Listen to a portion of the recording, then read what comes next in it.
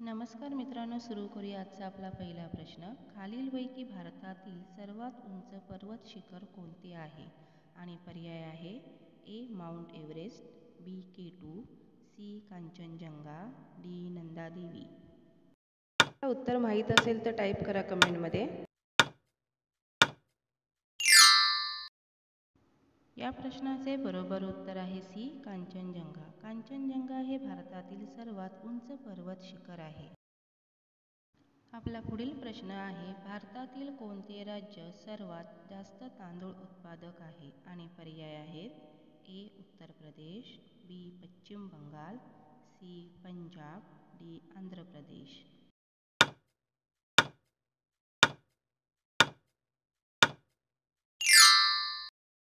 या प्रश्नाचे बरोबर उत्तर आहे डी आंध्र प्रदेश. आंध्र प्रदेश हे राज्य सर्वात जास्त तांदूळ उत्पादक आहे. आपला पुढील प्रश्न आहे, कोणते भारतीय शहर आनंदाचे शहर म्हणून ओळखले जाते? आणि पर्याय आहेत ए कोलकाता, बी मुंबई, सी दिल्ली, डी चेन्नई.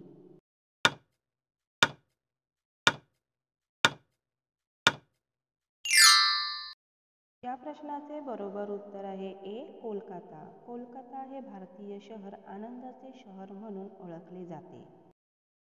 आपला पुढील प्रश्न आहे, ऑलिम्पिक पदक जिंकणारी पहिली भारतीय महिला कोण होती?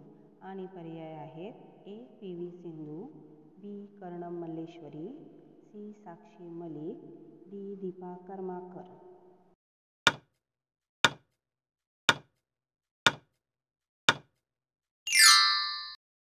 या प्रश्नाचे बरोबर उत्तर आहे बी कर्णम मल्लेश्वरी. ऑलिम्पिक पदक जिंकणारी पहिली भारतीय महिला कर्णम मल्लेश्वरी होती. आपला पुढील प्रश्न आहे, नाशिक येथील काळाराम मंदिर खालीलपैकी कोणत्या मंदिर स्थापत्य शैलीशी संबंधित आहे? आणि पर्याय आहेत ए द्रविड, बी नगारा, सी हेमाडपंथी, डी मराठा.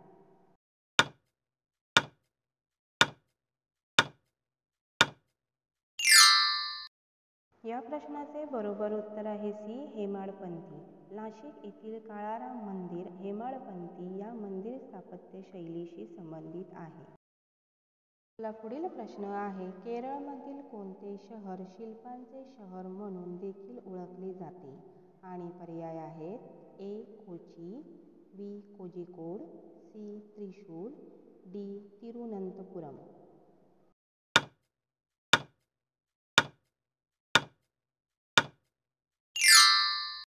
या प्रश्नाचे बरोबर उत्तर आहे बी कोझिकोड. केरळमधील कोझिकोड हे शहर शिल्पांचे शहर म्हणून देखील ओळखले जाते.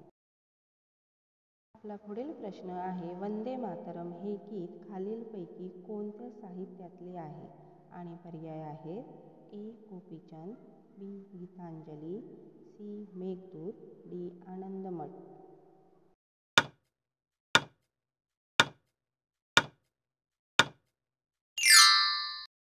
या प्रश्नाचे बरोबर उत्तर आहे डी आनंदमठ.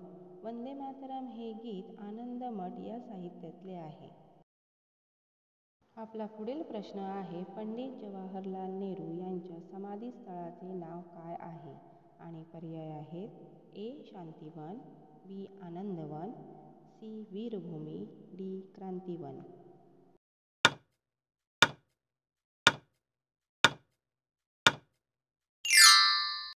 या प्रश्नाचे बरोबर उत्तर आहे ए शांतिवन. पंडित जवाहरलाल नेहरू यांच्या समाधीस्थळाचे नाव शांतिवन असे आहे. आपला पुढील प्रश्न आहे, भारताचा मध्यबिंदू 0 माईल कोणत्या शहरात आहे? आणि पर्याय आहेत ए पुणे, बी नागपूर, सी नाशिक, डी चंद्रपूर.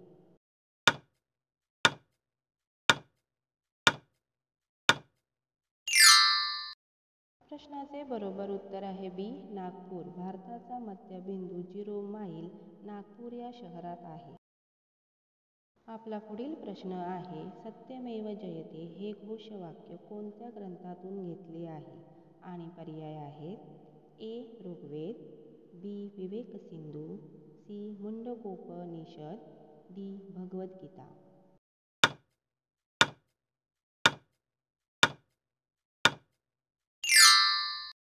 या प्रश्नाचे बरोबर उत्तर आहे सी. मुंडकोपनिषद.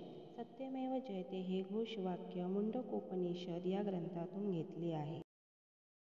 आपला पुढील प्रश्न आहे, जागतिक आरोग्य दिन कधी साजरा केला जातो? आणि पर्याय आहेत ए. 1 मे, बी. 5 जून, सी. 7 April, D. 23 जानेवारी.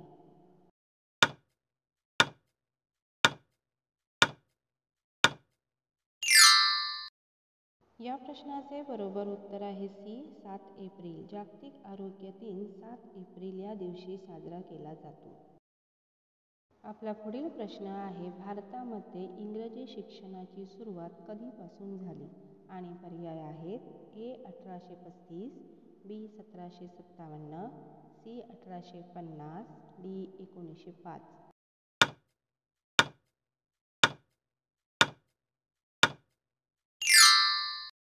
या प्रश्नाचे बरोबर उत्तर आहे ए. 1835. भारतामध्ये इंग्रजी शिक्षणाची सुरुवात 1835 पासून सुरू झाली.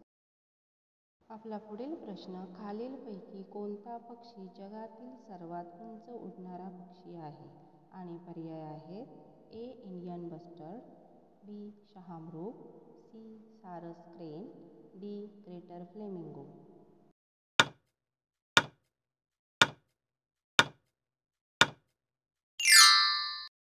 या प्रश्नाचे बरोबर उत्तर आहे सी. सारस क्रेन. सारस क्रेन हा पक्षी जगातील सर्वात उंच उडणारा पक्षी आहे. आपला पुढील प्रश्न आहे, पोलो या आधुनिक खेळाची उत्पत्ती खालीलपैकी कोणत्या भारतीय राज्यात झाली? आणि पर्याय आहेत ए. नागालँड, बी. मणिपूर, सी. मिझोरम, डी. त्रिपुरा.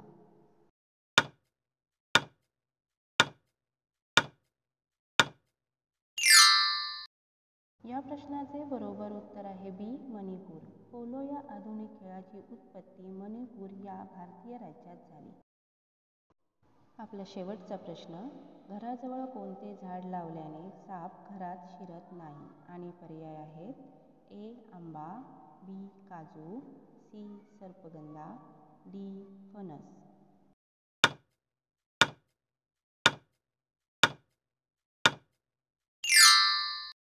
या प्रश्नाचे बरोबर उत्तर आहे सी. सर्पगंधा.